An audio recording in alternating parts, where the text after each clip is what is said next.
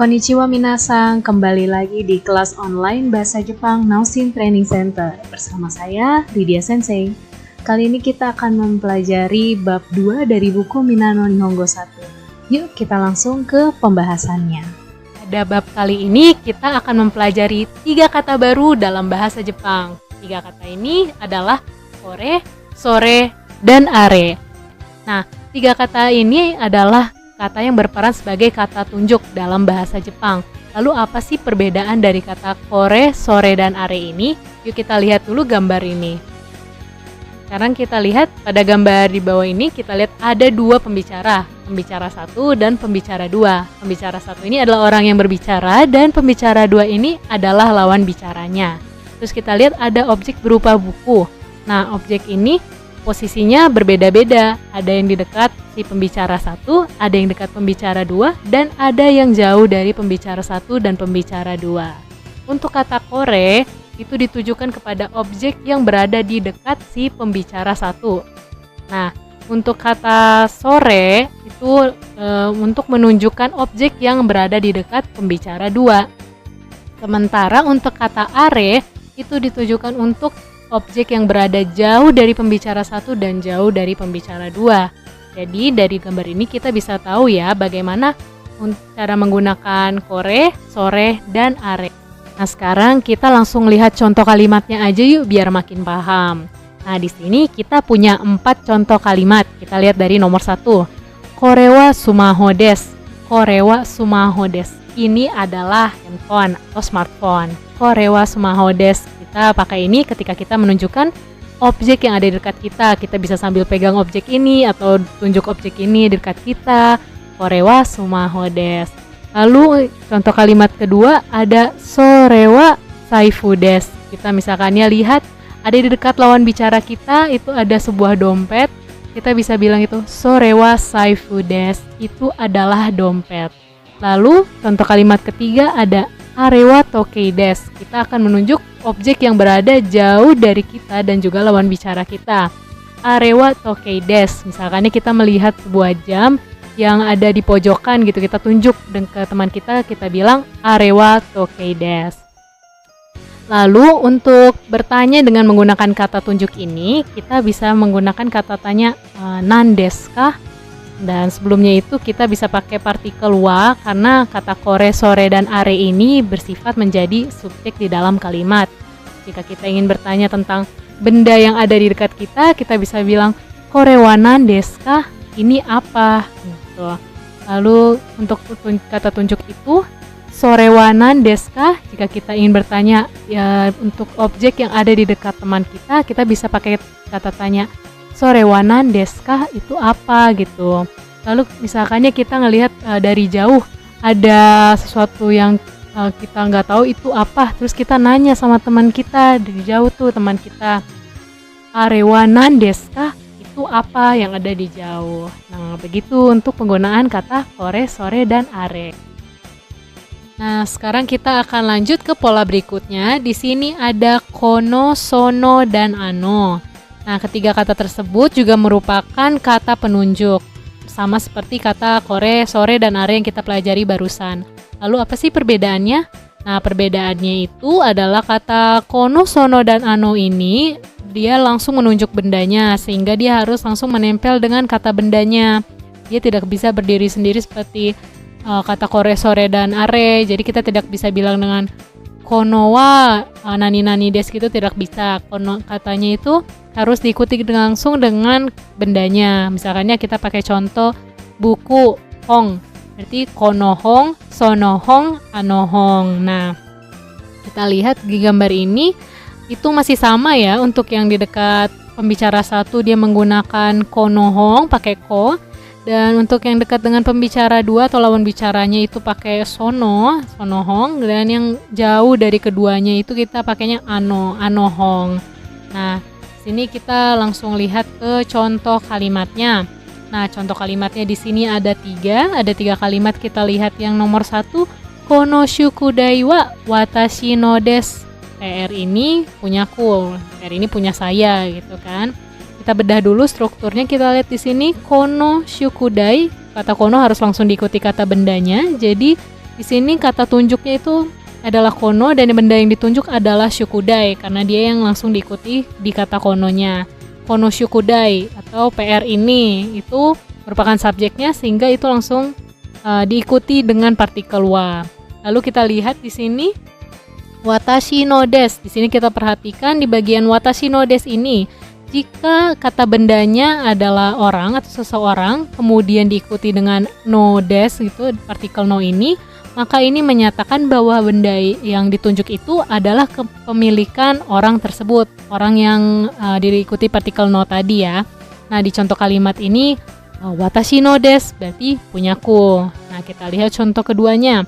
Sono kohi wa sensei no desu. Kopi itu punya sensei. Nah, kata tunjuknya sono, objek yang ditunjuk kohi, sono kohi wa sensei no desu. Berarti kopi yang ditunjuk itu adalah milik sensei karena di situ di belakangnya ada sensei no desu, ada partikel no. Berarti itu menandakan bahwa kopi tersebut adalah milik dari sensei. Nah, terus contoh kalimat ketiga ada ano hito wa dare desu ka? Orang itu adalah siapa? Sebelumnya tadi kita belajar untuk menanyakan sesuatu kita nanya nan desu ka, arewanan desu ka, korewanan desu ka, sorewanan desu ka, itu untuk bertanya tentang suatu hal. Sekarang kita bertanya tentang siapa.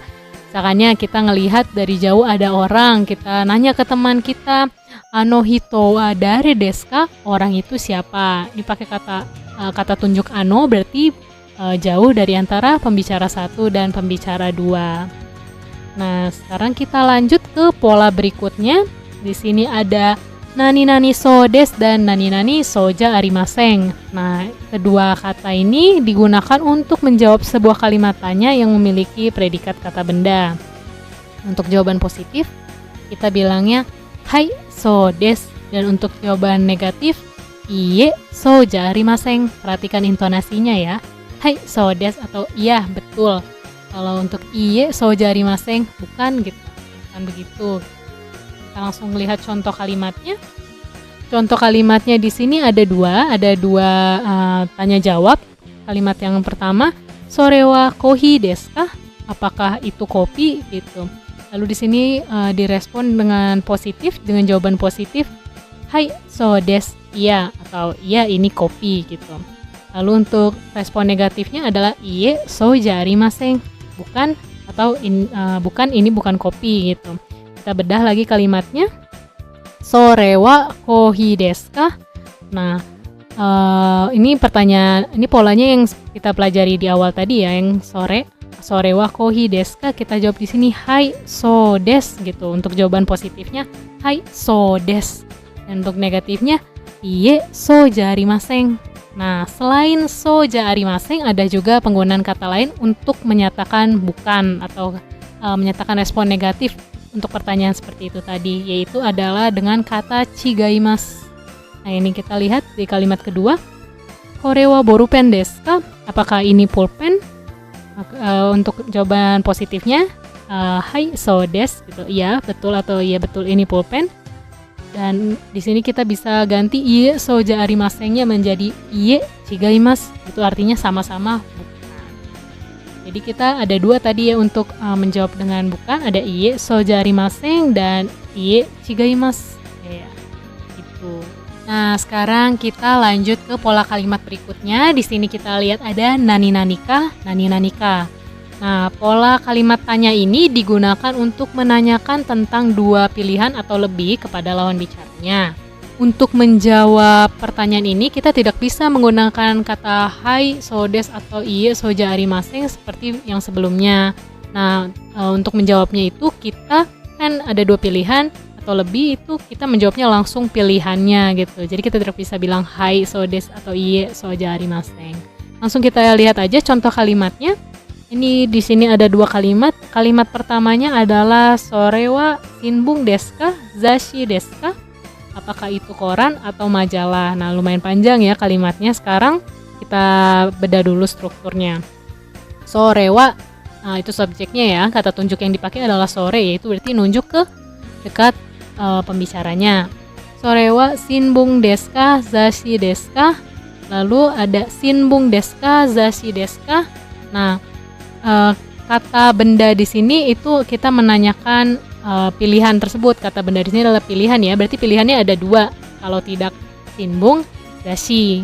Nah, shinbun desu ka, zashi desu ka?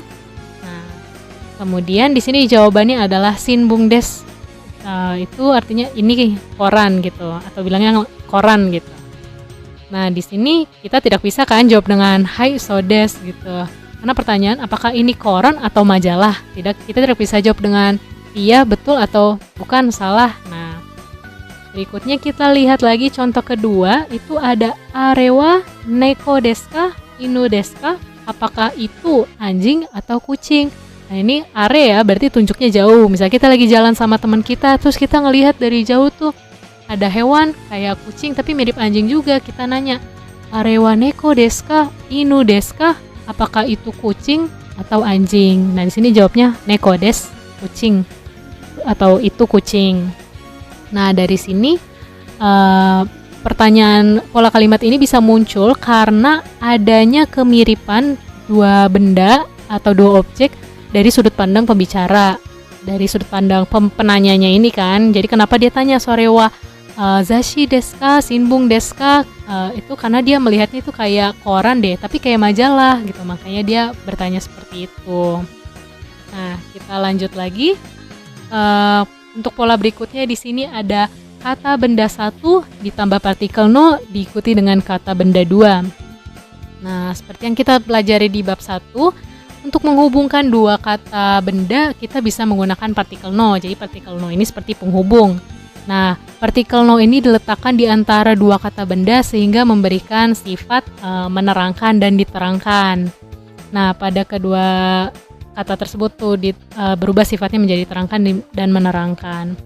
Nah, dalam bahasa Indonesia dan bahasa Jepang sifatnya ini berbalik gitu. Maksudnya berbalik seperti apa sih? Kita lihat nih gambar di bawah ini nih. Di sini ada kata majalah komputer, ada benda majalah komputer, dan dalam bahasa Jepangnya adalah komputa no zashi. Ya, sama ya artinya ya, majalah komputer, bahasa Jepangnya komputa no zashi. Di sini kita lihat majalah merupakan kata yang diterangkan dan komputer ini merupakan kata yang menerangkan. Jadi maksudnya majalah ini, majalah apa sih? Majalah komputer. Nah, komputer ini menerangkan kata majalah tersebut. Jadi yang diterangkan adalah majalah dan yang menerangkannya adalah komputer. Nah, kalau bahasa Jepang dia berbalik. Dia komputanya dulu yang disebut baru zashinya. Jangan lupa ada partikel no ya diantaranya. Komputa no zashi. Jadi kata yang menerangkannya dulu yang ditaruh di depan, baru partikel no, lalu kata benda yang diterangkannya. Nah, begitu ya. Jadi kayak contohnya ini kan majalah komputer, kita sebut majalahnya dulu baru komputer. Kalau bahasa Jepang, komputernya dulu yang disebut, tambah partikel no, lalu majalahnya baru disebut. Nah, kita langsung lihat contoh kalimatnya di sini.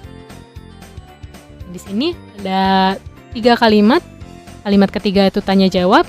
Kalimat pertama, korewa kagaku no hong desu. Korewa ini diikuti partikel wa. Lalu ada kagaku. Kagaku itu adalah bahasa Jepang dari pelajaran kimia. Lalu di sini hong buku. Di sini ada partikel no ya, berarti kagaku no hong. Nah, berarti kita terjemahannya dari belakang dulu, buku kimia. Nah, sampai sini paham ya? Korewa kagaku no hong. Berarti untuk menjelaskan kagaku no honge itu menerjemahkannya dari belakangnya dulu, hongnya dulu, baru kagaku, buku kimia. Lalu contoh kalimat kedua, ano kasawa dare no kasa desu ka? Payung itu punya siapa? Di sini kan ano kasa, kita tunjuk kasanya berarti ada jauh tuh. Dari jauh nih kita lihat. Kita nanya teman kita, ano kasawa dare no kasa desu ka? Dare no berarti pemilikan siapa? Pemilikan dari siapa? Dare no kan dare itu siapa? Kemudian partikel no itu kepemilikan. Dare no kasa berarti payung milik siapa gitu. Lalu di sini dijawab futori-san no desu. Nah, seperti yang pelajari sebelumnya, kalau ada nama orang atau seseorang terus diikuti dengan no desu, itu berarti menandakan kepemilikan barang tersebut dengan orang yang disebut. Berarti di sini futori-san no desu berarti artinya payung itu punya putri atau punya putri, kita jawab begitu saja. Lalu di kalimat ketiga ini ada sono kagi wa anata no desu ka? Kunci itu berarti ada dekat orang ini ya, orang lawan bicaranya ya. Kunci itu punya kamu. Sono kagi wa anata no desu ka? Nah, di sini sono kagi, sono harus diikuti kata benda, sono kagi anata no desu ka? Nah, berarti punya kamu kah gitu? Apakah punya kamu gitu? Di sini dijawab bisa hai watashi no desu. Iya, punya saya, atau iye watashi no ja arimasen. Bukan punya saya gitu. Nah, minasang, tadi kita sudah mempelajari bab 2 dari buku Minano Nihongo 1. Jangan lupa untuk like, comment, subscribe, dan share video ini ya. Sampai jumpa lagi di video-video berikutnya. Mata ne!